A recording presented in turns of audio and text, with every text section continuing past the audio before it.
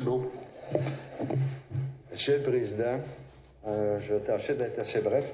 Je veux supporter la pétition des 42 résidents du rang Saint-Denis et du rang Saint-Ange, Saint-Denis-Sud, qui ont présenté une demande pour avoir des égouts. Ces citoyens-là vivent dans un rang qui existe depuis plus de 250 ans. Et malheureusement, ils sont dépourvus d'un service essentiel. Ils se font imposer des fosses septiques et des champs d'épuration, alors que tout le reste du rang a déjà été desservi gratuitement en vertu d'une entente qu'il y avait eu lors des fusions, de la fusion entre la paroisse d'Ancienne-Lorette et avec Sainte-Foy.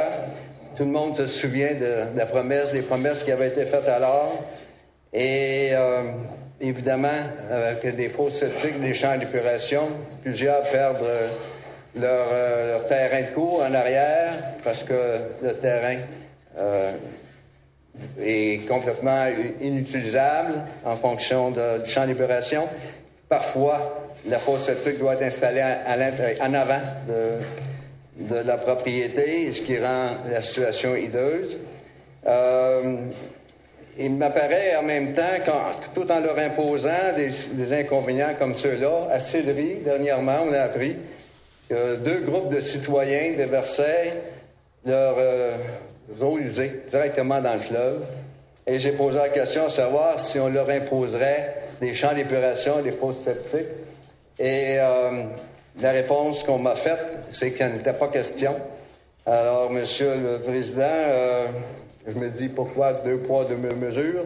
Pourquoi faire perdre à mes citoyens dans mon district l'usage de leur cour arrière et souvent rendre la propriété hideuse, alors que dans d'autres districts de la Ville de Québec, ce n'est pas permis.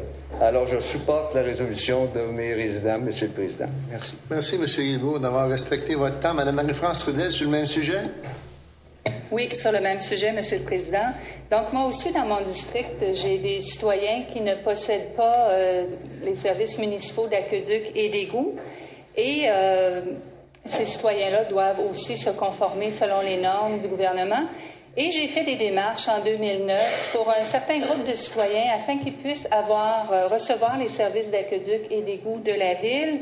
J'ai refait d'autres démarches pour un autre tronçon de rue il y a quelques semaines et les coûts associés à ça sont très, très élevés.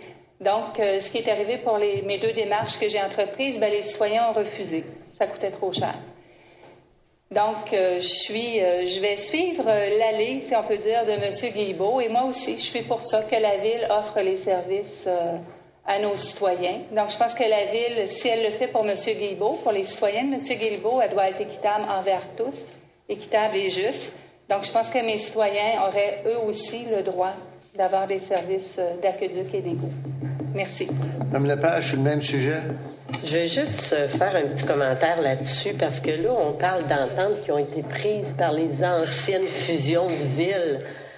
Mais si je me souviens bien, toutes les ententes qui avaient été dites verbalement ou signées à ce moment-là sont toutes devenues caduques lors de la fusion à la fin 2001 et début 2002. Alors, je pense qu'il ne faudrait pas se servir de ces dossiers-là ou de ces ententes verbales-là pour demander des choses. Puis, moi, j'ai un petit peu de difficulté à ce que la population de la grande ville de Québec paye pour amener l'aqueduc gratuitement à certains citoyens qui, normalement, devraient payer pour avoir les services, parce que Dieu sait qu'aujourd'hui, quand on ouvre des nouveaux secteurs, c'est souvent les promoteurs qui payent les choses comme ça. Mais là, si on est obligé de revenir 30 ans en arrière, puis donner des services à tous ceux qui en ont pas, puis que ce soit la Ville qui paye pour tout ça, moi, je m'excuse, là, M. le Président, mais je suis pas d'accord. M. Paquette, c'est le même sujet? Oui, seulement pour vous rappeler, M. le Président, à mon collègue M. Guilbeault et Mme Trudel, qu'il y a des citoyens qui s'avaient déplacés ici, M. le Président, qui sont de votre district d'ailleurs, que vous connaissez très bien le dossier, le chemin de la Grande Ligne, suite à des installations de non-conformité. Il y a un projet qui a été fait par la Ville, puis je pense que la Ville n'a payé 25 %, les citoyens payaient l'autre 75 %. et on savait qu'il y avait même des citoyens qui avaient des installations conformes et qui devaient se relier au réseau d'aqueduc de la Ville. Suite à des discussions intenses avec la Ville, on avait essayé d'alléger le fardeau de la facture avec une demande, je crois, qui a été faite par la Ville de Québec au gouvernement provincial pour savoir si le gouvernement provincial ne pourrait pas, à ce moment-là, peut-être donner une subvention. Je ne sais pas ce qui s'est passé avec cette demande-là. Je crois qu'on attend le suivi prochainement ou quoi que ce soit. Mais ce que je voulais vous dire, c'est qu'en ce moment, il y a des processus dans la Ville de Québec.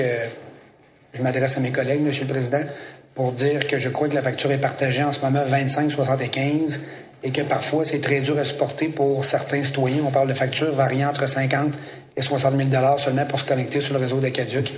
Je sais qu'il y a des demandes là, qui ont été faites par l'administration là, au niveau du provincial, je crois, M. le Président. M. Verret, sur le même sujet?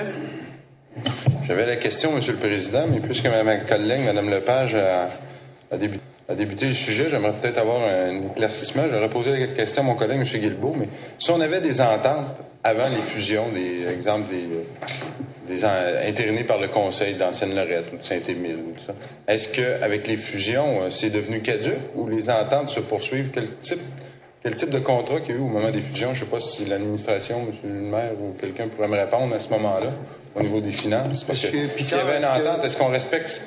Moi, on m'a toujours dit qu'on respectait ce qui était entériné par les conseils d'avant nous, là, qui était Saint-Émile, Lac-Saint-Charles, M. Picard, voulez-vous répondre ou si je demande à M. Marcoux?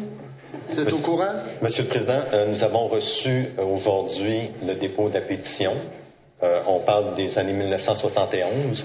Nous allons demander un rapport à la direction générale et inquiétez-vous pas, nous allons vous revenir là-dessus au prochain conseil pour vous donner toute l'information relativement à cela. Et comprenons-nous bien, là, il s'agit tout le temps non pas d'aqueduc, mais d'égouts sanitaires, du réseau d'égouts sanitaires. Alors, j'ai entendu beaucoup de gens ce soir dire aqueduc, c'est pas le cas, c'est pas l'aqueduc. Et pour le reste, Monsieur Marcoux pourra compléter, mais on va vous revenir avec le dossier Durand-Saint-Anne. On demandait si les ententes étaient aqueduc, mais on ne parlait pas de l'aqueduc, on parlait de l'égout. Monsieur Marcoux, avez-vous un complément de réponse? Simplement un point d'information. Je sais que dans l'ex-ville de Sainte-Foy, lorsqu'il était la question d'installer les égouts sanitaires sur le rang Sainte-Anne, ça s'est rendu jusqu'à la Cour suprême. Et la Cour suprême a donné raison à la ville de Sainte-Foy qui a imposé une taxe spéciale une taxe de secteur à tous les résidents du rang Sainte-Anne. Quant aux autres engagements qui auraient été pris au moment de la fusion de la paroisse de l'ancienne-Lorette à Sainte-Foy, en tout cas, je serais fort étonné que rendu en 2001, au moment de la fusion, 30 ans plus tard, 30 ans plus tard, que ces engagements écrits contractuels n'aient pas été respectés. Mais il y a une chose dont je suis certain, dans le cas du rang Sainte-Anne, c'était dans les années 93-94, la ville de Sainte-Foy avait adopté un règlement de secteur imposant une charge significative aux propriétaires riverains. Elle avait payé une partie de la différence sur l'ensemble, mais il y avait une taxe de secteur qui avait été imposée. Donc, il n'y avait pas de gratuité de promise à ce moment-là. Quant à l'ensemble des éléments, c'est sûr que suite au dépôt de la pétition, on va regarder l'ensemble des éléments. Puis, on va faire rapport au comité exécutif. M. Guilbeault, rapidement. Oui, très rapidement. Il ne faudra pas de confusion entre le rang Sainte-Anne et le rang Saint-Ange. Vous parliez du rang Sainte-Anne, la pétition est pour le rang Saint-Ange. Deux situations différentes. Le fond est le même. Il y avait c'est Saint-Ange et l'autre c'est Sainte-Anne. Mais tout ça pour dire que de toute façon, dans le texte, ça n'avait pas été clairement identifié que la ville était obligée de le faire. C'était un oubli, mais en tout cas, c'est clair de la vie de tout le monde que ça devait être payé. Alors, c'est juste cette précision que je voulais faire.